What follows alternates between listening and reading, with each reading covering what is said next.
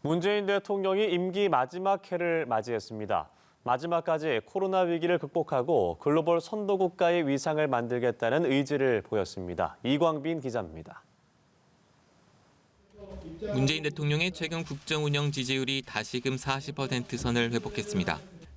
부동산 실정에 대한 비판 여론과 단계적 일상 회복의 난맥상 속에서 떨어지던 지지율이 박근혜 전 대통령 특별사면 이후 반등했습니다. 임기 말 대통령이지만 이례적으로 높은 지지율은 당연히 국정 운영의 동력으로 작용합니다. 문 대통령은 남은 국정 과제를 마무리하는 데 마지막 힘을 쏟을 전망입니다. 여러 현안 가운데 발등에 불은 역시 코로나19 대응입니다. 기존 바이러스보다 전염력이 강한 오미크론 변이가 조만간 우세종이 될 가능성이 큰 가운데 문 대통령은 임기 내 최대 성과 중 하나인 K 방역을 지켜내는 데 전력을 기울일 것으로 보입니다. 아킬레스건인 부동산 문제와 관련해선 문 대통령은 최근 집값의 하향 안정세를 끝까지 안착시키겠다는 의지를 여러 차례 다졌습니다.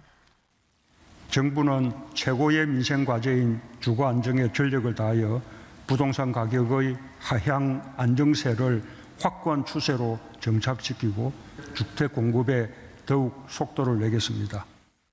임기 말 발생할 수밖에 없는 레임덕 현상을 최대한 방어하는 것도 중요한 숙제입니다. 오는 6월 지방선거를 앞두고 국무위원들이 출마를 위해 이탈할 가능성도 있습니다.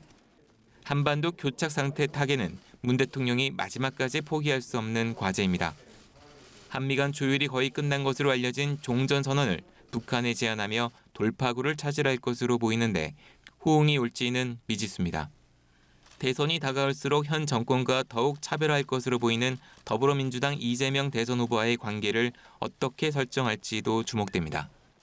문 대통령은 내일 신년 인사회를 통해 미래를 위한 5대 과제를 제시하면서 선도국가 전환의 원년으로 삼자고 강조할 예정입니다.